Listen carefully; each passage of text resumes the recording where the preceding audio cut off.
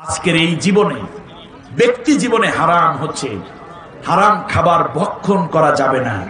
হারামের মধ্যে শুধুমাত্র শুয়ারের গোশতই হারাম এটা নয়, মাদক দ্রব্য হারাম এটাই নয়, বরং চুরি করাও হারাম, চোরাই মালও হারাম। ঠিক না বলেন? ডাকাতি করা হারাম, দুর্নীতি করা হারাম, দুর্নীতির মালটাও কি হারাম।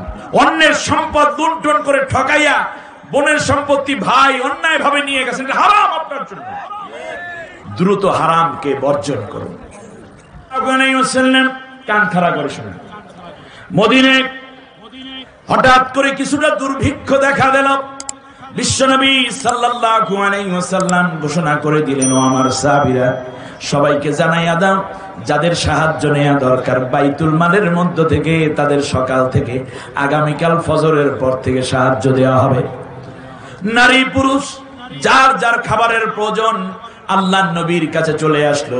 ফজরের পর আল্লাহর নবী সাল্লাল্লাহু আলাইহি ওয়াসাল্লাম 5 কেজি গোশত, এইদিকে বাইতুল মালের উট দুম্বা জবে দেওয়া হয়েছে, 5 কেজি গোশত, 5 কেজি খেজুর, 5 কেজি গম, 5 কেজি আটা, 5 কেজি তেল, এমনি করে করে আল্লাহর নবী প্রত্যেকের হাতের মধ্যে উঠাইয়া দিচ্ছেন।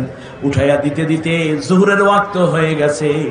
আল্লাহর নবীর দুই পাশে আবু বকর, ওমর, ওসমান, আলী, তলহা, জুবাইর, খাব্বাব, খুবাইব, বেলাল রাতরা বসা আছে। বিশ্বনবী সাল্লাল্লাহু আলাইহি ওয়াসাল্লাম আল্লাহর নবী দাঁড়ালেন, বেলালের আজান শুনে নবীজি দাঁড়ালেন। এরপর তিনি জামাটা ঝাড়া দিলেন। আমার কথা শুনতেছেন আপনারা? এভাবে আল্লাহর নবী জামা ঝাড়লেন, রুমাল ছেড়ে নিলেন, এমনকি পকেটের মধ্যে হাত দিয়ে বিশ্বনবী সাল্লাল্লাহু আলাইহি ওয়াসাল্লাম এইভাবে পকেটটা উল্টালেন। এই যে দেখুন, পকেট উল্টানো যায় কিনা? পকেট উল্টানো যায় না এভাবে ভেতরে। আল্লাহর নবী এইভাবে আঙ্গুল দিয়ে ঝাড়তেছেন। হযরত আবু বকর রাদিয়াল্লাহু তাআলা আনহু আশ্চর্যান্বিত হয়ে আল্লাহর রাসূলকে জিজ্ঞেস করলেন, ইয়া রাসূলুল্লাহ, আপনি এটা কি করছেন এবং কেন করছেন? আল্লাহর রাসূল বললেন, ও আবু বকর শোনো, এতক্ষণ পর্যন্ত রাষ্ট্রীয় মাল আমি বন্টন করে দিয়েছি।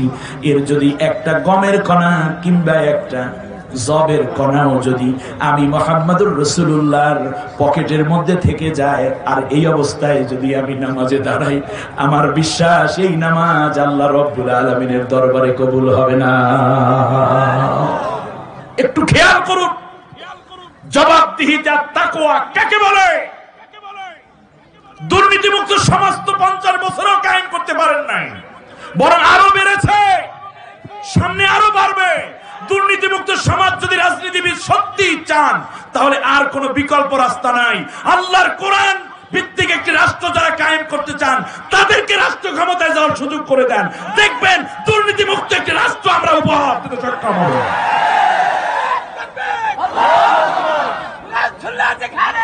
এবার আসুন, পরে আসি আল্লাহর নবীর পরে হযরত আবু বকরের কাছে আসি। আবু বকর রাদিয়াল্লাহু তাআলা আনহু রাসূল সাল্লাল্লাহু আলাইহি ওয়াসাল্লামের ওয়াফাতের পরে রাষ্ট্র ক্ষমতায় অধিষ্ঠিত। বিশ্বনবী সাল্লাল্লাহু আলাইহি ওয়াসাল্লামের এই প্রিয় কলিজার টুকরা সাহাবী যুহরের সালাত আদায় করে শুনুন, ঘরের ভিতর ঢুকলেন। স্ত্রী রান্না করে রেখেছে দুম্বার গোশত, পাত্রের মধ্যে এক টুকরা উঠাইয়া স্ত্রীর দিকে যাচ্ছে। ওহ, প্রাণের স্ত্রী, উম্মে রুম্মার নাম, চমৎকার রান্না করেছো তুমি। স্ত্রী জিহ্বার মধ্যে কামড় দিলেন, কপালে হাত দিয়ে বললেন, কি করছেন আপনি? খলিফাতুল মুসলিমিন, আপনি কি করছেন? বলল, কি হয়েছে? বলল যে এই গোশত তো আমাদের না, এই গোশত হলো বাইতুল মাল থেকে দেয়া হয়েছে ইয়াতীমদেরকে দেওয়ার জন্য, এটা আমাদের খাবার না।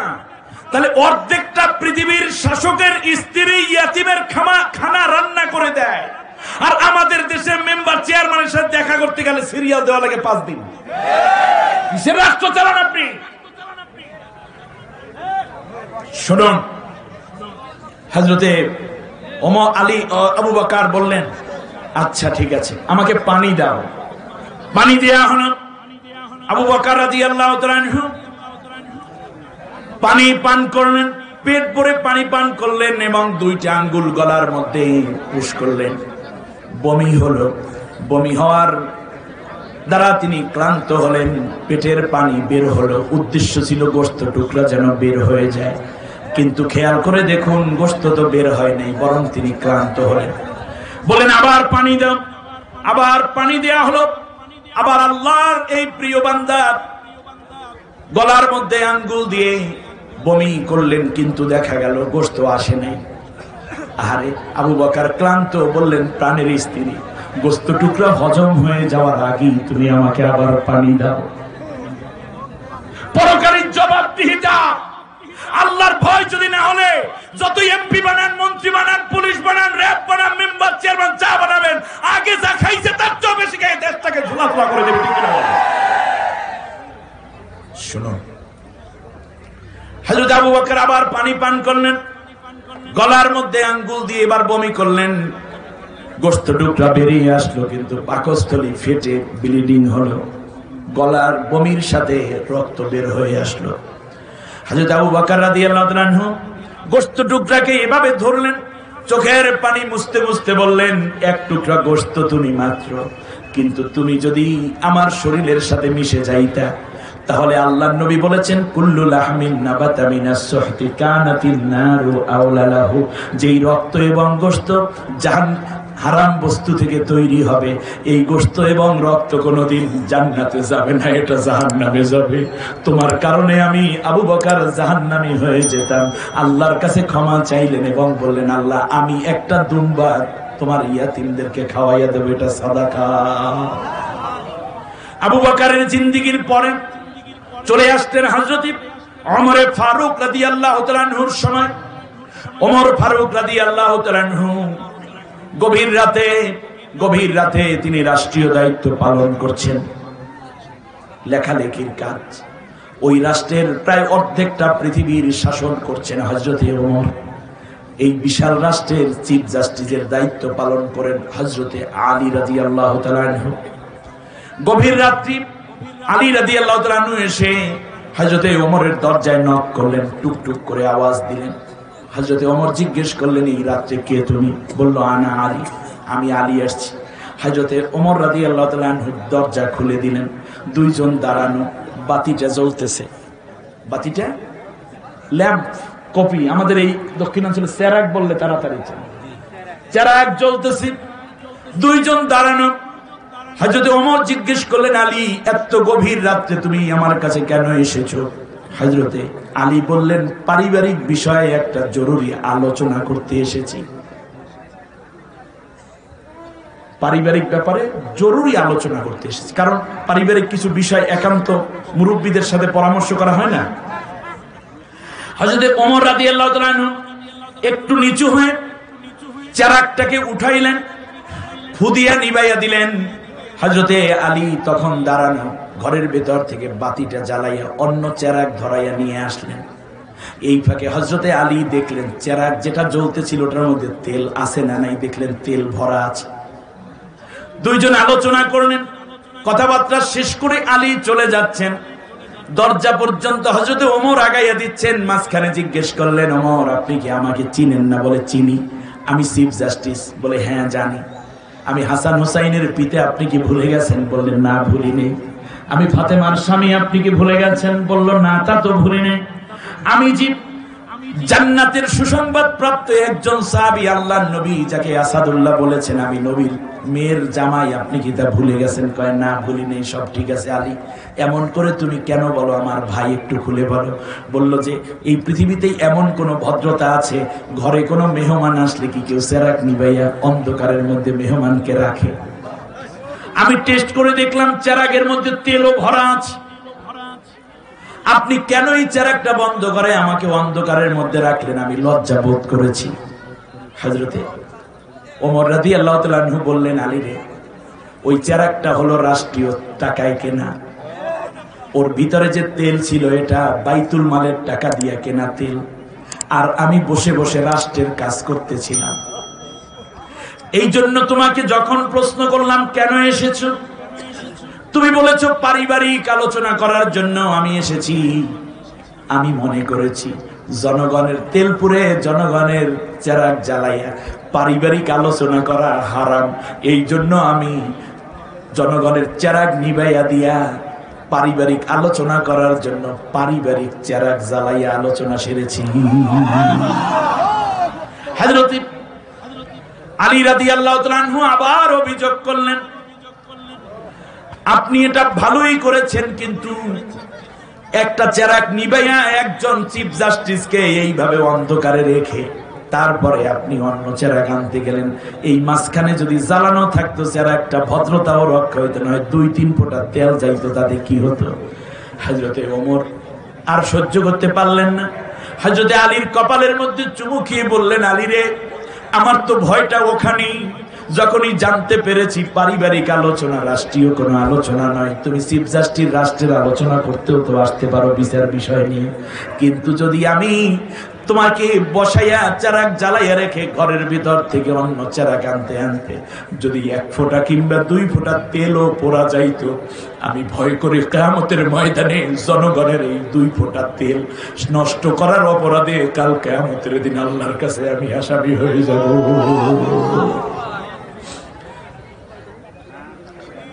ওসি আসবে, ডিসি আসবে, পুলিশের আইজি আসবে, জাস্টিস আসবে বলে হাজার হাজার মানুষকে আপনি বসাইয়া রেখেছেন ফেরিঘাটে। প্রটোকল দিয়ে দিতে গিয়ে এত অপচয় হচ্ছে। কারো বাবার নামে আপনি খাওয়াবেন, আপনার স্বামীর নামে আপনি শ্রাদ্ধ করবেন, আপনার জন্মবার্ষিকী মৃত্যুবার্ষিকী পালন করবেন, আর সেখানে জনগণের কোটি কোটি টাকা অপচয় করবেন। এর দ্বারা আপনি আল্লাহর আসামি, আপনার বাবা, আপনার স্বামী, আপনার ভাই আল্লাহর আসামি হয়ে গেছে। ইসলাম কি বলে? কুলু মিম্মা ফিল আরদি হালালান তাইয়্যিবা। সময় আমাকে তারা করবে, এটা স্বাভাবিক, ঠিক না বলেন? আমার ভাইয়েরা খেয়াল করুন, তাহলে কি দাঁড়ালো? হালাল এবং হারামের স্পষ্ট বর্ণনা আছে কার কাছে? কোরআনের মধ্যে। জোরে বলেন, কোথায় আছে? কোরআনের মধ্যে আছে। ইসলামের মধ্যে, অন্য কোন ধর্মের মধ্যে হালাল কিংবা হারামের কোন বর্ণনা স্পষ্ট নাই। খেয়াল করেছেন? হালাল এবং হারামের কোন স্পষ্ট বর্ণনা নেই, বরং শয়তান তাদেরকে এমন ভাবে ধরে রেখেছে, আল্লাহ যেটা হারাম করেছেন সেইটাই তারা নিজেরা ভক্ষণ করতেছে। এই কারণেই বিশ্বে নেমে এসেছে হাজারো বালা মুসিবত। আল্লাহ রাব্বুল আলামিন যেটা হারাম করেছেন সেটাকে বর্জন করার মধ্যেই আরাম, আর কেউ কেউ চিন্তা করে হারামের মধ্যে আরাম। এখন সুদ, তাহলে বলুন তো দেখি, সুদ কি ওয়াজের বিষয় না আইনের বিষয়? ঘুষ, দুর্নীতি, এটা কি আইনের বিষয় নাকি ওয়াজের বিষয়? হযরতে আবু বকর রাদিয়াল্লাহু তাআলা ইন্তেকাল হয়ে যাবেন।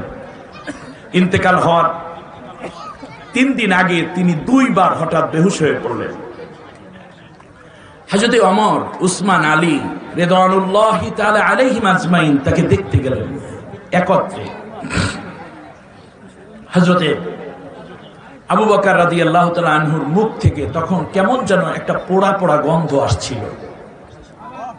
অসুস্থ মানুষ, মুখ থেকে একটা গন্ধ আসছে। হযরতে ওমর রাদিয়াল্লাহু আনহু একেবারে ডান পাশে খুব কাছে বসা। মুখের গন্ধটা পেয়ে তিনি তার মাথার রুমালটা একটু নাকের কাছে চেপে ধরলেন। চেপে ধরে বললেন, আবু বকর, আপনার মুখ থেকে এতটা পোড়া পোড়া গন্ধ আসে কেন? ব্যাপার কি? হযরতে আবু বকর বললেন, ওমর, চিন্তা করবে না, অচিরেই এই দুর্গন্ধ বন্ধ হয়ে যাবে। কারণ যেই দিন বিশ্বনবী পৃথিবী থেকে বিদায় হয়ে গেছেন, আমার প্রিয় নবী, আমার কলিজার টুকরা নবী, আমার নয়নের মণি, আমার হৃদয়ের নবী পৃথিবী থেকে যেই দিন বিদায় হয়ে গেছে, সেই দিন নবীর শোকে আমার কলিজাটা পুড়ে গেছে। ওই পোড়া কলিজার গন্ধ তোমরা এখন পাইতেছ, সেদিন বেশি দূরে নয়, অচিরেই আমি আমার নবীর সাথে দেখা হয়ে যাবে। আমি যেদিন মরে যাব, শুনতেছেন আপনারা? কেন এত বৃত্ত বৈভব? আপনি মুসলিম, আপনার এত লালসা কেন? অন্যের সম্পদ লুণ্ঠন করে হারাম খাবার কেন এত আয়োজন? হযরত আবু বকর বললেন, ওমর শোনো, যখন শুনবে আমি আবু বকর ইন্তেকাল হয়ে গেছি, তুমি আসবে এবং আমার গোসল দিবে, আমার জানাজা পড়াবে। সুবহানাল্লাহ। আরে এমন দলই তো করা দরকার যেই দলের আমির তার কর্মীর জানাজা পড়ে, কবরে রাখে, ঠিক কিনা বলুন? যে সেক্রেটারির জানাজা পড়তে পারে আমির, আমিরের জানাজা পড়তে পারে সেক্রেটারি, এইরকম একটি দলই তো মুসলমানদের করা উচিত, ঠিক কিনা বলে? হযরত ওমরকে বলতেছেন, ওমর যখন শুনবে আমি আবু বকর বিদায় হয়ে গেছি, তোমরা আমার কাছে আসবে, আমাকে তুমি গোসল দিবে, তুমি জানাজা দিবে। ওমর একটা কথা তোমাকে বলি, নতুন কোন কাফনের কাপড় আনতে বাজারে যাব না। আমার নিজের গায়ের ব্যবহৃত পুরাতন কাপড় আমি ধুয়ে সুন্দর করে পবিত্র কাপড় গায়ের মাপ দিয়ে ভাঁজ করে আমার মাপ দিয়ে কেটে কেটে ওই বাক্সর মধ্যে রেখে দিয়েছি। তার কারণ আমাকে যদি নতুন কাপড় দিয়ে তোমরা কাফন দাও, আর যদি রাষ্ট্র পরিচালনা করার ক্ষেত্রে কোনো ত্রুটি হয়ে যায়, আমি আবু বকর যদি আল্লাহর আদালতে ধরা পড়ে যাই, আমার বাইরে কবর বাধাই করা, রঙিন করা, জাকজমক করা, কিংবা কোথায় আমার কবর হলো, এইগুলো নিয়ে যদি তোমরা চিন্তা করো, কোনো লাভ নাই। তার কারণ কাফনের কাপড় উপর ভিত্তি করে জান্নাত জাহান্নাম হয় না।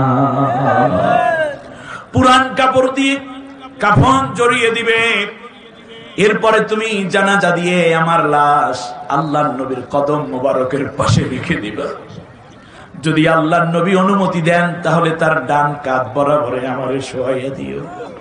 আমার ভাইয়েরা খেয়াল করুন, আজকে যারা মন্ত্রী আছেন, আপনি মুসলমানের সন্তান, মুসলমান এমপি মন্ত্রী, আপনি ডিসি, এসপি, র্যাব, গোয়েন্দা, সেনা, নৌ প্রধান, যাই হন না কেন, মেম্বার, চেয়ারম্যান, এমপি, মন্ত্রী, আপনি কার্ল মার্কস, লেনিন, মাও সেতুং, ডারউইন, ফ্রয়েড, হেগেলদের উত্তরসূরি নন।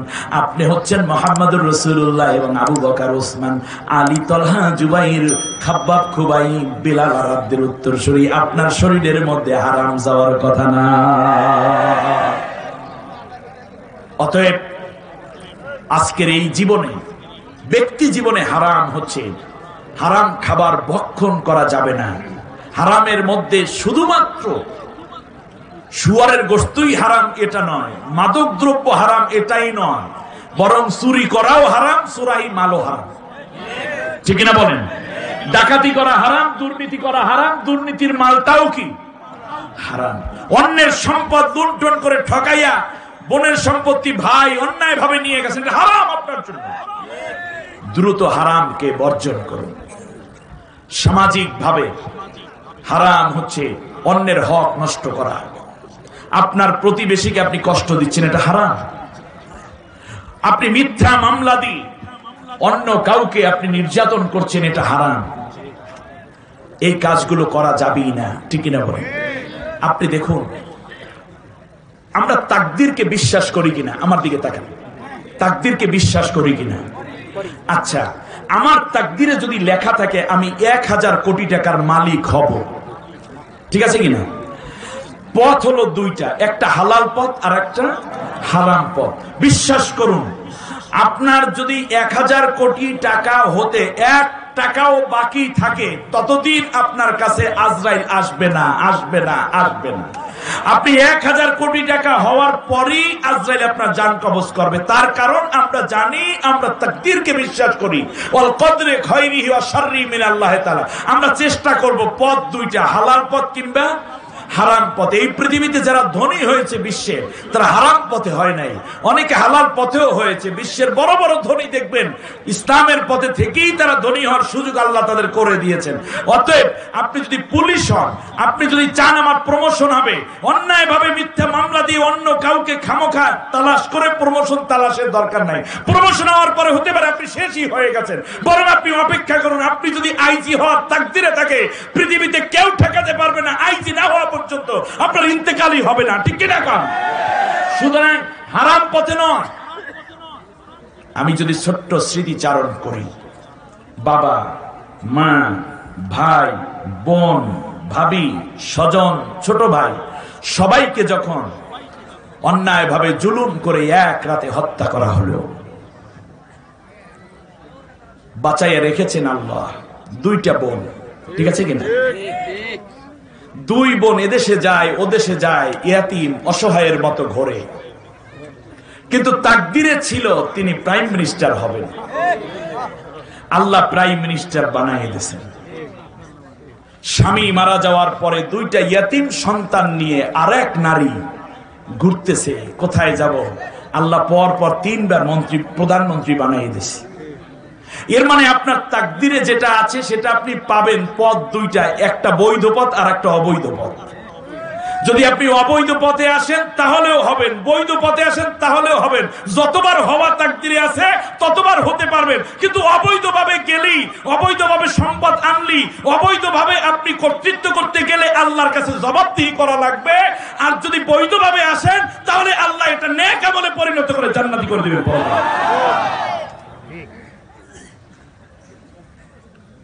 রাষ্ট্রীয় জীবনে অন্যায়ের আশ্রয় নেবেন না। হযরতে ওমর বিন আব্দুল আজিজ রাহিমাহুল্লাহ, তার শাসনামলে এই ঘটনাটা বলে আমি শেষ করছি। 2 লোক আসছে জায়গা জমি সংক্রান্ত বিষয় নিয়ে। 1 হাত জমিনের আছে না, বাড়ির কাছাকাছি হইলে এই বাড়ি, ওই ঘর, এই বাগান, ওই পুকুর, 1 হাত 2 হাত নিয়ে বাইজা যায় না মাঝে মাঝে। এই 1 হাত জমিনের জন্য 2 ভদ্রলোক দ্বন্দ্ব করতেছে। বললো ঠিক আছে আমরা ওমর বিন আব্দুল আজিজের কাছে যাই। ওমর বিন আব্দুল আজিজের কাছে যাওয়া হলো। যাওয়ার পরে সব বিষয় বলবেন। এর আগে দেখতেছেন ওমর বিন আব্দুল আজিজ নিজে কূপ থেকে পানি উঠাইয়া বাড়িতে নিয়ে যাচ্ছেন। পেছন দিক থেকে ডাক দিচ্ছেন যে আমিরুল মুমিনিন একটু থামেন, আমাদের একটু আপনার বাসায় যাওয়ার দরকার নাই। বাসাও তো ভাঙ্গা ছিল, তাদের এত বিল্ডিং ছিল না। তো ওমর বিন আব্দুল আজিজ দাঁড়ালেন। মাথার মধ্যে যেই কলসিটা ছিল ওই কলসিটা তিনি রাখলেন তার উরুর উপরে। 1 পা জমিনে রাখছে আর 1 পা ভাঁজ করে ওই কলসিটা এখানে রাখছে। এটা কি কঠিন কাজ না সহজ কাজ? কাঁপতেছে। তো বললেন কি হয়েছে বলেন বলেন। জি এইভাবে এখন কি করি বলেন তো দেখি, আমাদেরকে একটু মীমাংসা করে দেন। তো একজনে নালিশ করতেছে আর একজনে জিজ্ঞেস করছে আমিরুল মুমিনিন আপনি কাজ করেন, আপনি এই কলসিটা মাটিতে রাখেন। হযরতে ওমর বিন আব্দুল আজিজ বলছেন না আমি রাখবো না, তার কারণ এখন কলসিটা ভেজা। ভিজা কলসি যদি মাটির উপরে রাখে তাহলে কিছু মাটি কলসের নিচে বেজে যাওয়ার সম্ভাবনা আছে। এই মাটি যদি আমার ঘরে নিয়ে যাই, এই হারাম খাবারের কারণে, হারাম মানে অর্থাৎ অন্যের মাটি আমার ঘরে যাওয়ার কারণে, মাটি তো হালাল কিন্তু অন্যেরটা এইভাবে নেওয়ার কারণে আল্লাহর কাছে আমার জবাবদিহি করা লাগতে পারে। এই ভয়ের কারণে আমার কষ্ট হলেও এটার উপরেই রাখছি, আমি তোমাদের 2 জনের কথা শুনি, অসুবিধা নেই। তো 2 জনে বলতেছে হুজুর আর আসাম আমাদের বিচার করার দরকার নেই, আমাদের বিচার হয়ে গেছে। এ বলতেছে ভাই তুমি নাও জমিন, আমার দরকার নেই। বলতেছে না তোর জমিন তুই লইয়া যায়, এত কিছু দরকার নেই, জমিন আমি নেব না। সুবহানাল্লাহ বলেন। ইন্না আকরামাকুম ইনদাল্লাহি আতকাকুম, তোমাদের মধ্যে ওই ব্যক্তি আল্লাহর কাছে প্রিয় যে আল্লাহ তাআলাকে বেশি ভয় করে। আর এই জন্য আল্লাহ রাব্বুল আলামিন বলছেন এই রকম ভীতির নীতি অবলম্বন করে যারা হারাম থেকে নিজেদেরকে বাঁচাইয়া রাখবে। পারিবারিক জীবনে হারাম হচ্ছে আপনি পর্দা করবেন এবং সতীত্বকে হেফাজত করবেন, জিনা ব্যভিচার করবেন না। নবী বলেছেন যে আমার কাছে 2টা জিনিসের জামিনদার হবে, আমি তার জন্য বেহেশতের জামিনদার হয়ে যাব। 1 নম্বর হচ্ছে তার 2 চোয়ালের মাঝখানে যা আছে, অর্থাৎ জিহ্বা, গীবত করবে না, গালিগালাজ করবে না, মিথ্যা কথা বলবে না, মিথ্যা সাক্ষী, মিথ্যা রায় দেবে না, মাদক দ্রব্য জিহ্বায় নিবে না। আর তার 2 উরুর মাঝখানে যা আছে মানে সতীত্ব, এটা স্বামী স্ত্রী ব্যতীত অন্য কোথাও ব্যবহার করবে না, বিয়ের আগেও না বিয়ের পরেও না। এই 2টা জিনিসের জামিনদার তোমরা হও, আমি মুহাম্মদ রাসূলুল্লাহ তোমাদের জন্য বেহেশতের জামিনদার হয়ে যাব।